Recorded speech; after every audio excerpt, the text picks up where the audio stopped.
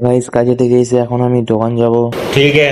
रोम रोम भाइयों, এই দোকানে এসে পয়সাটা নিলাম, এখন पैसा ही पैसा होगा। গাইস বাজার যাবো এখন। এখন আমার সিগারেট শেষ হয়ে গেছে, ওই জন্য একটা ব্যাগ নিয়ে, বড় ব্যাগ নিয়ে বেরিয়ে পড়লাম সিগারেট আনার জন্য। ठीक है।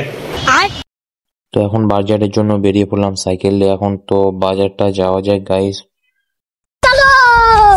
তো তোমরা দেখতে পাচ্ছ আমি এখন সাইকেল নিয়ে বাজার যাচ্ছি। তো সাইকেলটা কিভাবে চালাচ্ছি তোমরা দেখতে পাচ্ছ আমি। रुको जरा, सबर करो। समझ गया। তো গাইস এখন আমি উমরপুর যাচ্ছি। প্রথমে উমরপুর থেকে কিছু ठीक है। তো গাইস উমর ফারাক্কা মোড়ে এসে দেখি প্রচুর জ্যাম লেগে আছে। তো এক হাতে ফোন নিয়ে আছি গাইস, এক হাতে ভিডিও চলছে গাইস।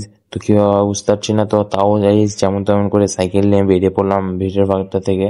তো তোমরা দেখতে পাচ্ছ কিভাবে বেড়াচ্ছি আমি। তো গাইস বেরিয়ে গেলাম এখন সাইকেল নিয়ে আমি। তো এখন ডাইরেক্ট দোকান যাব আমি। समझ गया। তো এখন দোকানে এসে প্রথমে আমি বিলটা করিয়ে নিলাম। अच्छा।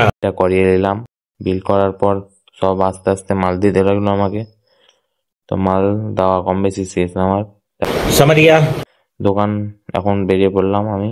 তো দোকানে এসে মালটা থুয়ে দিলাম। তো গাইস একটা দোকান থেকে আমি अभी मजा आएगा ना भिड़ो।